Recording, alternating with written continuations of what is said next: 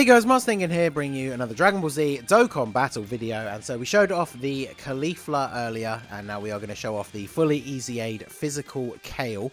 I did get the KALE to full level 10 links already. KALE is not. I didn't start leveling her up straight away, but I have done a little bit, so I'll keep her on my link level team. And obviously we are going to take the combo of these two into some other events, so her links will probably get progressively higher as we do those videos. So I gave her a bunch of the Universe 6 exclusive skill orbs as well. I gave her a lot of defense because she's very good defensively. I think post EZA she's going to be really good for Super Battle Road. So her passive is now attack 160%.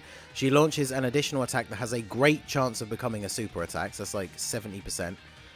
She reduces damage received by 60% for 6 turns from the start of the turn.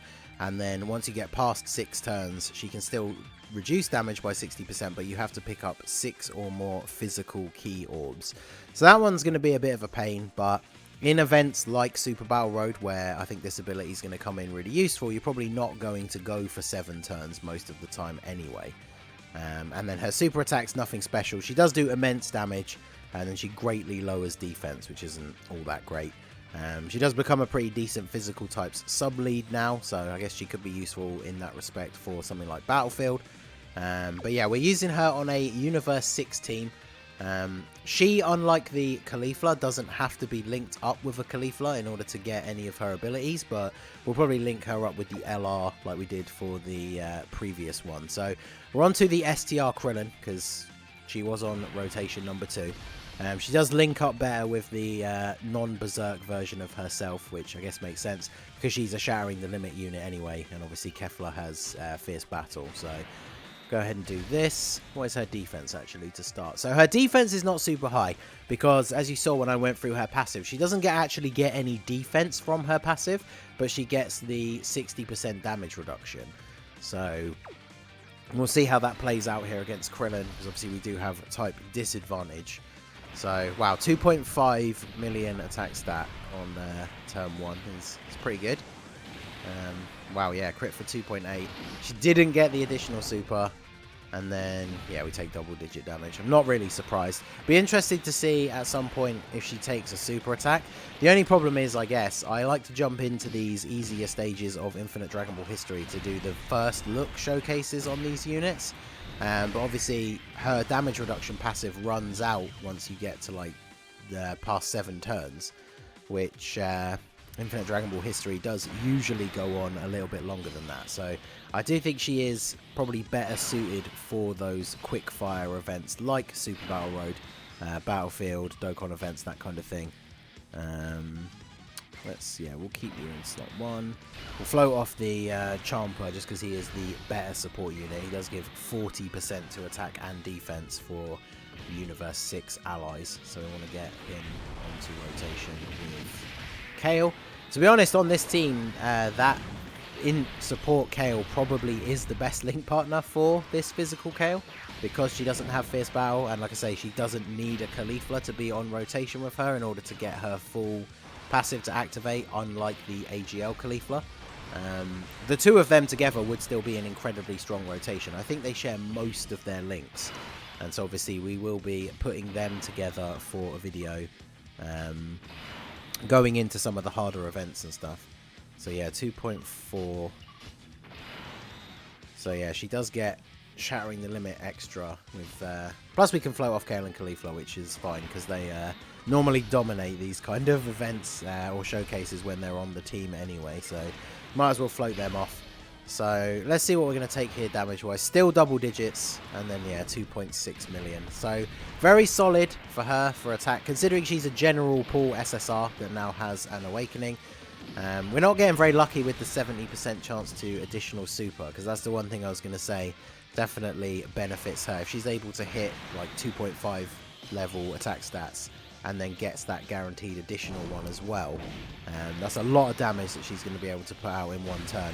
And then of course, if you've given her a reasonable amount of additional in the hidden potential system, then you obviously have the possibility that she can super attack 3 times throughout the space of the entire turn. So let's see. So My one is, I think the friend is 69%. I was going to say, because mine's gone to Super Saiyan 2 already and has slightly lower defense. But let's do this. So we can get the 6 orbs for you, so you can potentially dodge.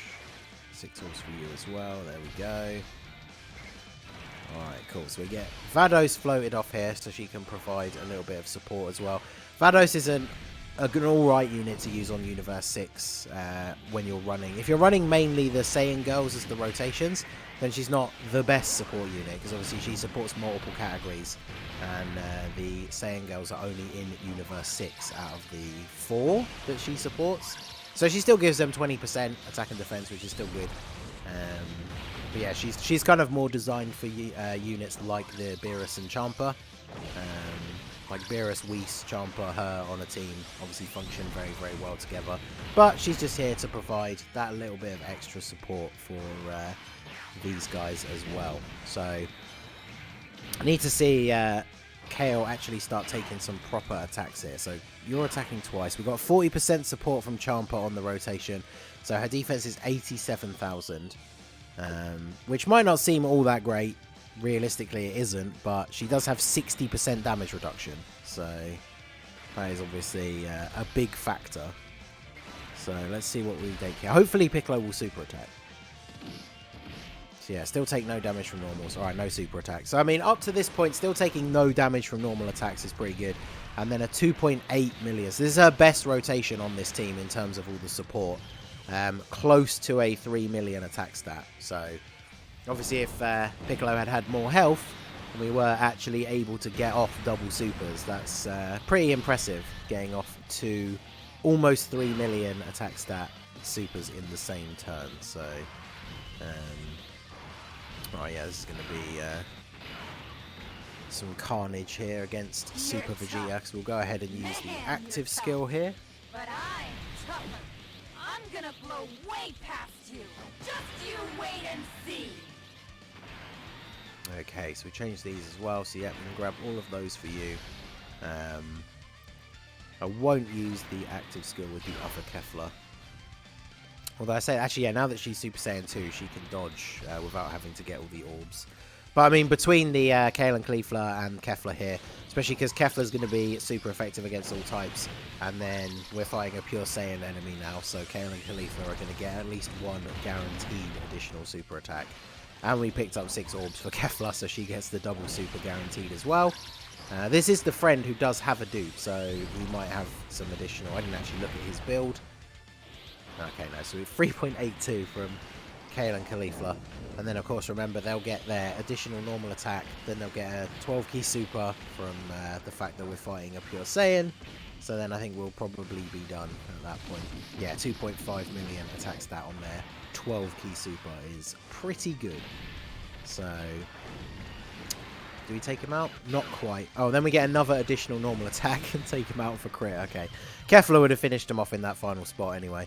So, now we are on turn, is it 7? So we're on turn 8. So now we have lost the damage reduction for KALE. Unless we pick up, was it 6 physical orbs? Yeah, 6. So obviously that can be difficult depending on who you have on the team in terms of like orb changes. Like even here, for example, we can pick up 8 orbs, which is pretty good, but only 5 of them are physical. So we are going to see the downside to her in these longer form events, because now she doesn't have the damage reduction.